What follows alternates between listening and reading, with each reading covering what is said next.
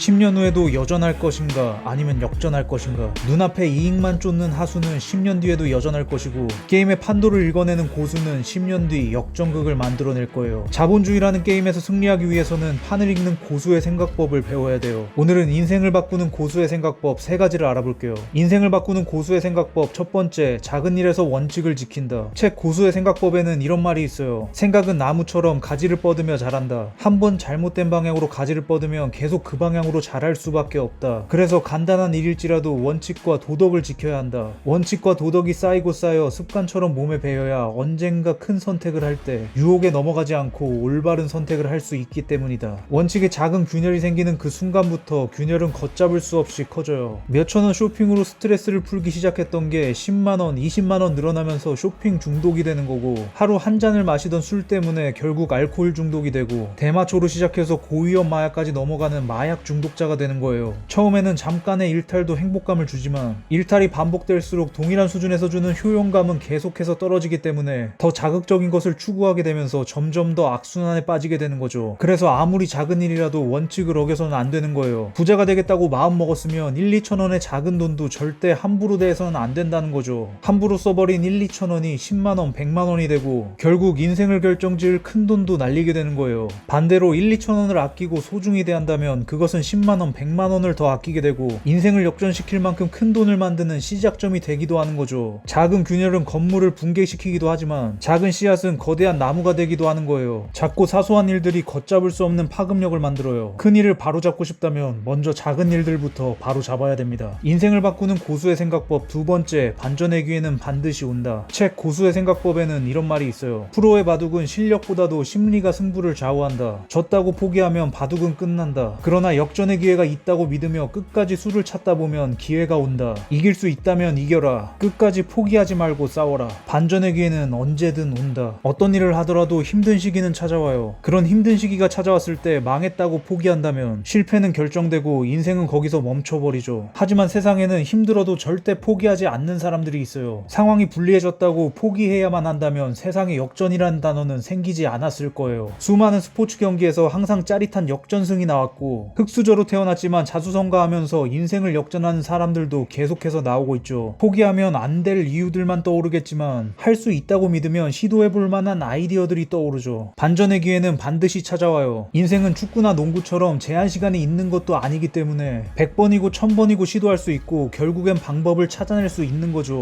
끝까지 싸우세요. 시간은 끝까지 싸우는 사람의 편입니다. 인생을 바꾸는 고수의 생각법 세 번째, 욕심을 버릴 때 최선의 수가 나온다. 책 고수의 생각법에는 이런 말이 있어요. 꼭 이겨야 한다는 욕심이 꿈틀거리면 수를 제대로 보지 못한다. 당장의 이익에 눈이 멀면 선어수 앞이 안 보인다. 그래서 수 읽기를 제대로 한다는 건 마음속에서 솟아오르는 욕심을 버리는 것이다. 고수라면 좋은 수가 보이는 순간조차도 흥분해서는 안 된다. 그게 내 눈에 보였다면 상대의 눈에도 보였을 것이고 그 역시 그에 대해 준비를 할 것이 분명하다. 좋아 보이는 길일수록 더 위험할 수 있다. 그래서 최대한 마음을 버린 상태에서 검토하고 또 검토하여 최선의 수를 선택해야 한다. 욕심은 우리의 시야를 가려요. 51조 원이 있다는 허무맹랑한 사기꾼의 거짓말에 속는 이유는 욕심의 눈이 멀었기 때문이죠. 한 치 앞만 본다면 눈앞의 이득에 휘둘릴 수밖에 없어요. 우리는 시계열을 길게 장기적 관점으로 보고 정말 중요한 게 무엇인지 생각해봐야 돼요. 당장 돈벌이에 혈안돼서 나의 가치를 올리는 자기개발에 소홀한 건 아닌지, 당장 위기를 모면하려고 거짓말을 하면서 신뢰를 잃고 있는 건 아닌지, 장기적으로 정말 중요한 게 무엇인지 생각해 봐야 된다는 거죠. 하고 싶은 결정이 아닌 최선의 결정을 해야 돼요. 인생에 정말 중요한 게 무엇인지 아는 사람이 되세요. 오늘 얘기는 여기까지 할게요.